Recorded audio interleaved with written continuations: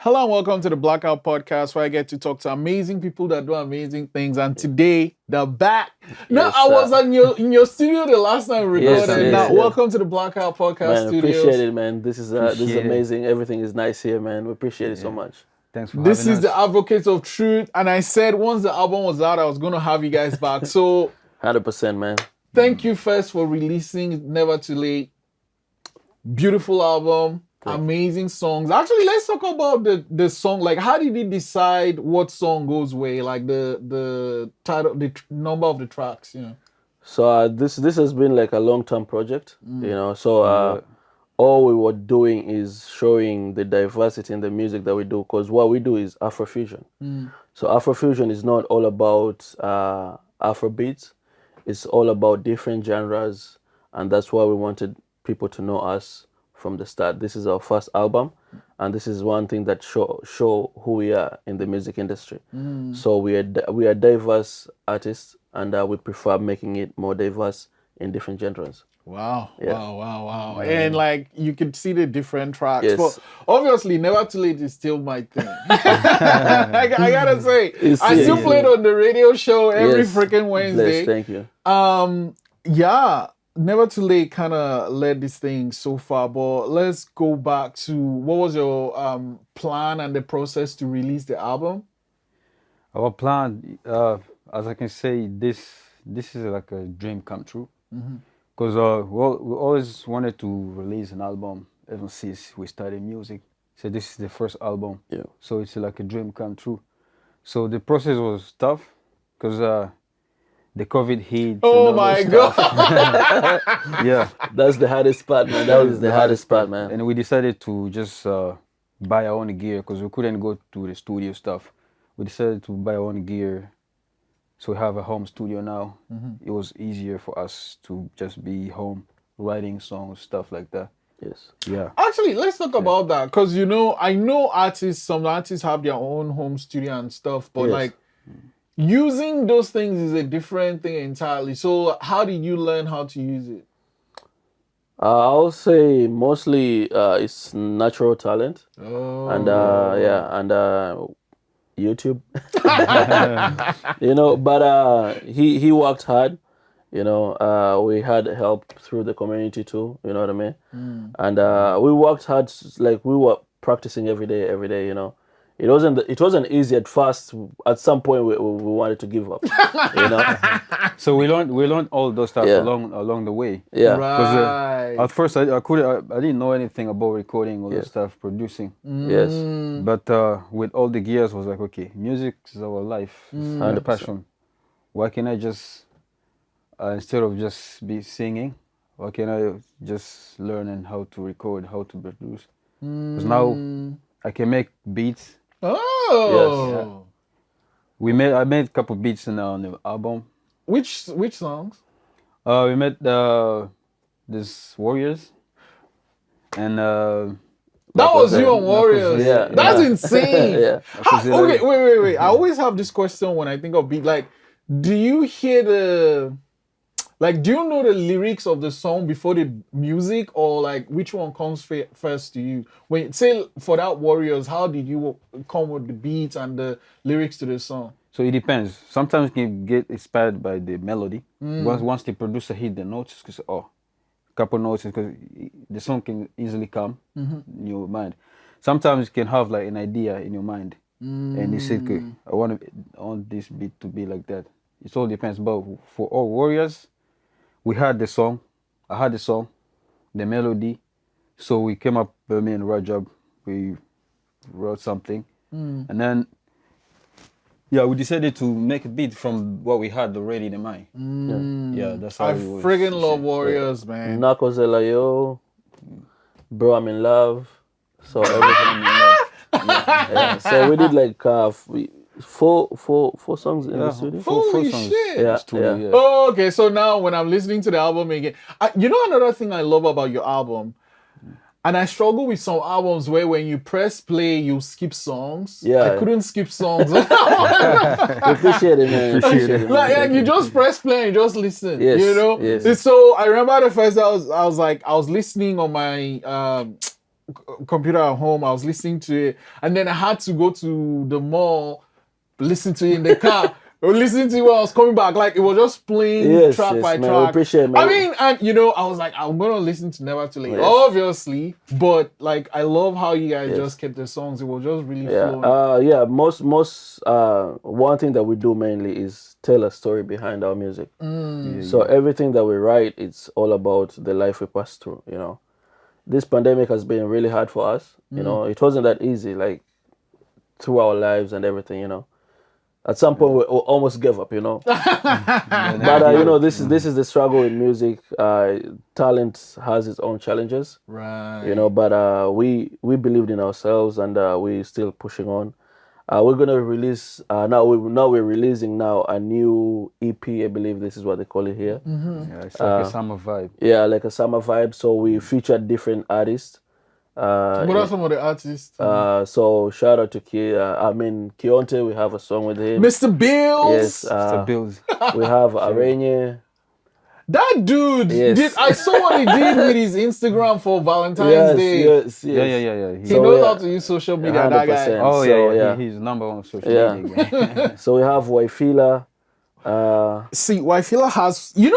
We're actually really lucky in this city. We have some like super talented people. Okay, so Waifila, who else is on there? Right now we're still making more songs so that we feature more artists. Did he also produce any song on there? Almost all of them. So you guys are now in-house, everything. Yes, in-house and everything. So, sometimes we find ourselves in the studio working on another project without even knowing. Yeah, without even knowing. We're like, let us write this song. We're like, okay, let us you just don't have start limits. You just want to keep doing stuff. Yeah. Wait, so you kind of have the song before you even think of what you are going to call the song?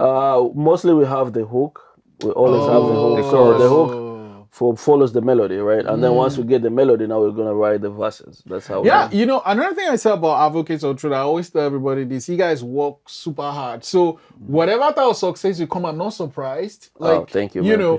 I know it's like to some people like, oh man, this guys are performing that show, doing this thing, winning this award. I'm like, dude, these guys work hard. Yeah, man, we work hard, man. We stay in the studio most of our times. Right, and it shows. And then another layer again is that, these days you can just go on a computer and play all your instruments. Yes. But you guys are like, no. We want to bring it live. Actually, let's rewind. Nova Scotia Music Week last year. Yes. What?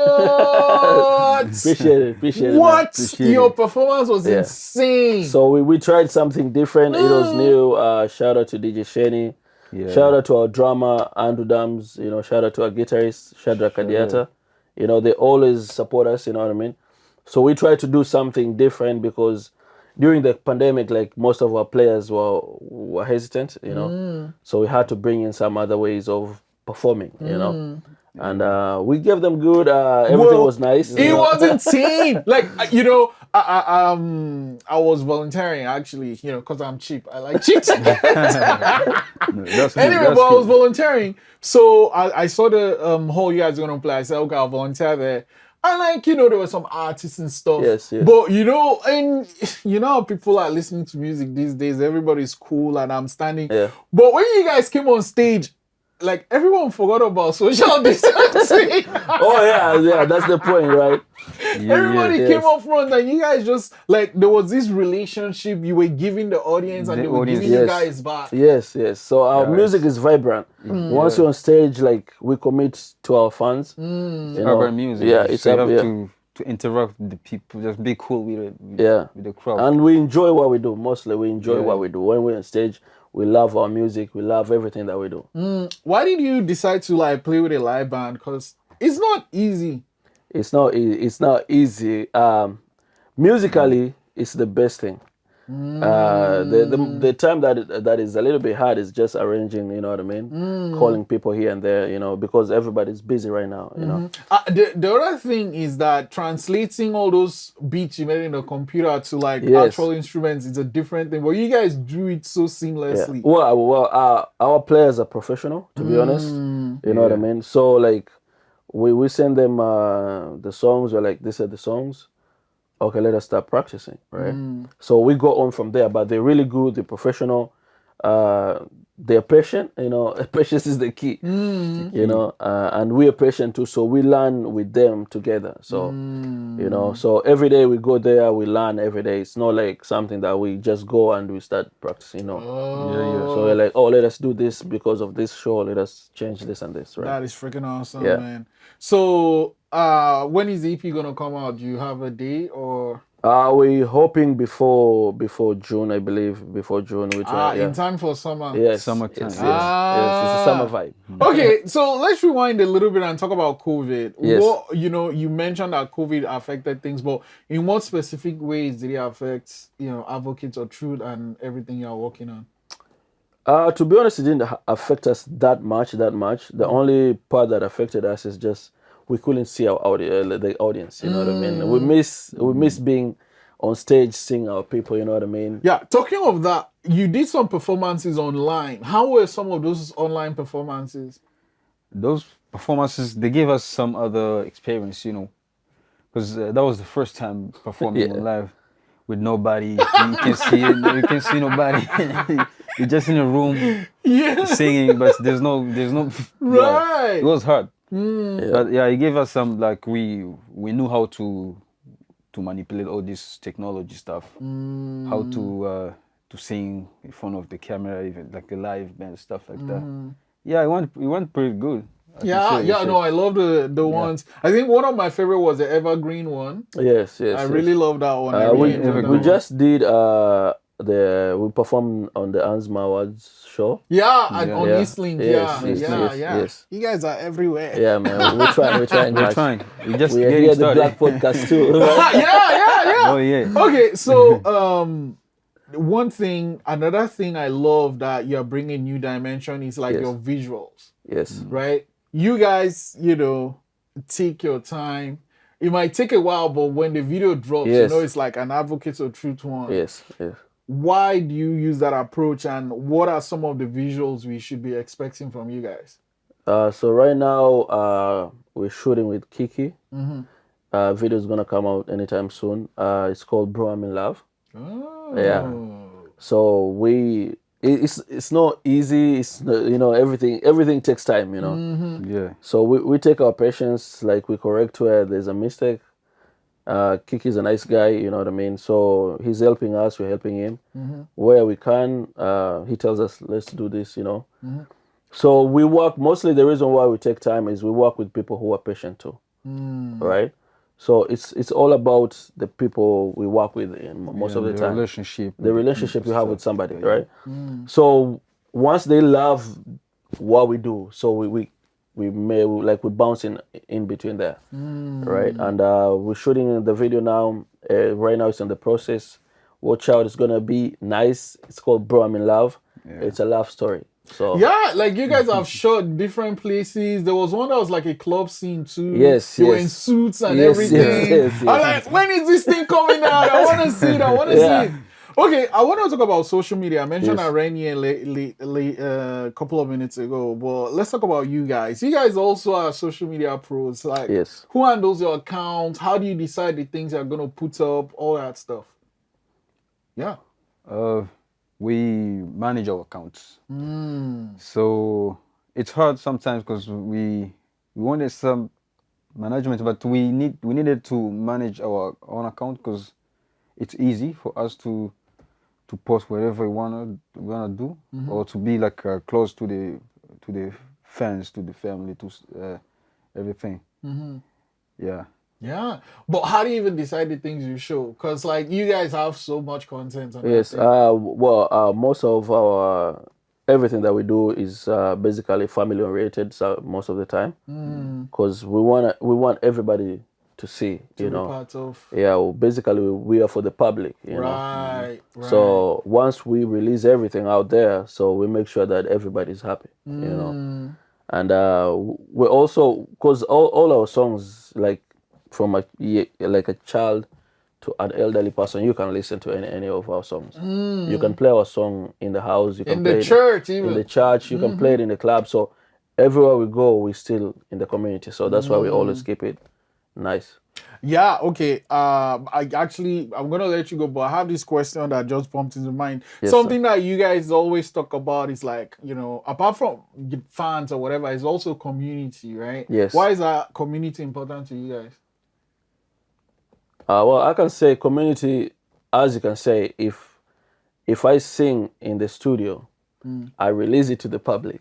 So the community is a public, whereby if they support me, that means that I go inside the studio and I make more. Another one, yeah. Right. So like for me, the community is the most important part because it acts as a raw material. For me to be heard somewhere else, like in Toronto or somewhere, my community first supports me and then I go outside, right? So it starts here and then we go forward. That's how we feel, that's how we think. Yeah, that makes sense. So what are we expecting in the summer? Oh, we're gonna be shooting a lot of videos. Expect more videos. Expect a new EP with most of the local talents, man.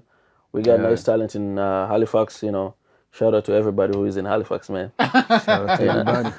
Yeah, Shout out to Blackout Postcard for supporting us, always, every day. No, I mean, it's super easy because the work you do is great, and then the work ethic is really inspiring because me, I'm lazy, so. Oh, you work every day, man. You've been posting in the COVID time every day, man. We've seen that. Man, we appreciate you guys. So, yeah, thank you so much for coming to the Blackout Podcast and for sharing stuff. But I wanted to say, ask this last question. Last time I asked something similar.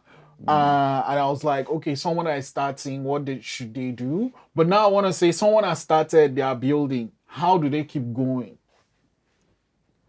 Patience is the key in this talent. Consistency. Yeah. Just stay. Patience and consistency, as they say, Just put in more work. Just keep on going, Sometimes you'll fall, Sometimes you'll have a lot of discouragements. Like, it's the world. But you have to keep on going. If you believe in what you do and you know that everybody loves what you do, keep on going. Wow. Amazing. Yes.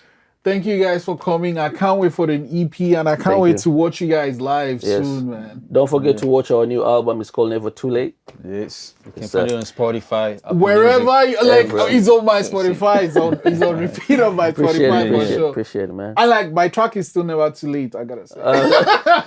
That's why we call the album. That's how we call it, Never Too Late. We didn't just come up with that name, but because Never Too Late was everybody's preference. So we're like, let us go with that. Man, thank you guys. Thank you, man. We appreciate it so much, man. Thank you so much.